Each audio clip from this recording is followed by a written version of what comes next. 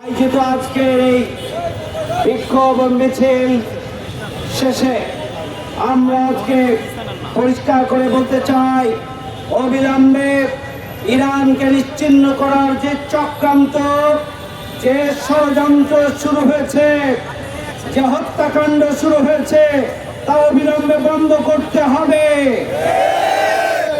আমরা Ayatollah Ali খামেনিকে হত্যা করে যারা মনে করছেন মুসলিম উম্মাহকে মুছে ফেলবেন, তাদের এই চক্রান্ত আমাদের ষড়যন্ত্রকে ব্যর্থ করে দেওয়ার জন্য গোটা বিশ্বের মুসলিম উম্মাহকে ঐক্যবদ্ধ হতে হবে।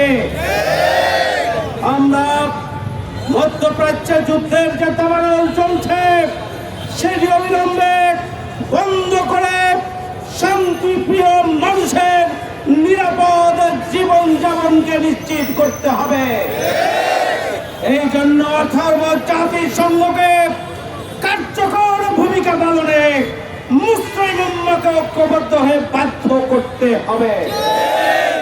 চুয়াডাঙ্গার জীবননগরে যারা আমাদের প্রিয় ভাই হাফিজুর রহমানকে হত্যা করেছে, বিএনপির সেই খুনিদের অবিলম্বে গ্রেপ্তার করে বিচারের মুখোমুখি করতে হবে।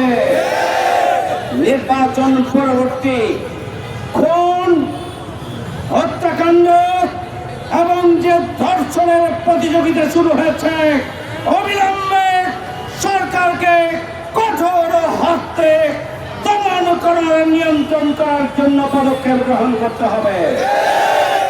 আগামী দিনে আন্দোলনের সংগ্রামে রাজপথে আমরা ঐক্যবদ্ধভাবে সরকারের সকল অন্যায়, জুলুম এবং যে কোনো ধরনের অপরাধমূলক কার্যক্রমের বিরুদ্ধে রাজপথে আন্দোলন সংগ্রামে আবারও আমরা রাজপথে নামবো ইনশাআল্লাহ।